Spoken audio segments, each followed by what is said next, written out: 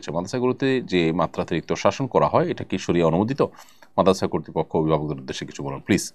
প্রথম কথা হলো যে বাচ্চাদেরকে শরিয়ার সীমার মধ্যে থেকে শাসন করার অনুমতি রয়েছে, তবে 10 বছরের আগে যেখানে নামাজের জন্য শাসন করার ব্যাপারে নিষেধাজ্ঞা বা অনুমতি নাই, সেক্ষেত্রে অন্যান্য বিষয়ের জন্য তার আগে তাদেরকে শারীরিকভাবে প্রহার করা একেবারেই গর্হিত কথা। এরপরও যদি শাসন করতে হয়, সেই শাসনটা অবশ্য শরিয়ার সীমানার মধ্যে থাকতে হবে। এটা নির্যাতনের পর্যায়ে যদি চলে যায় সেটা অবশ্যই অপরাধ হিসেবে গণ্য হবে এবং গুনাহ হিসেবে বিবেচিত হবে। অতএব এরকম নির্দয় শাসন যদি কেউ করেন, তিনি ওস্তাজ হন আর যে হন না কেন, সেটা শাস্তিযোগ্য অপরাধ শরিয়ার দৃষ্টিকোণ থেকেই।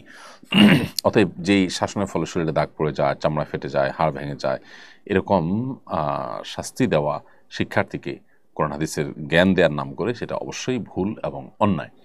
যারা হেফজখানা বা মক্তব বা মাদ্রাসার শিক্ষকতা করেন তাদের আল্লাহকে ভয় করা উচিত এবং শরিয়ার সীমানার পরে মাথা তাদের থাকা উচিত।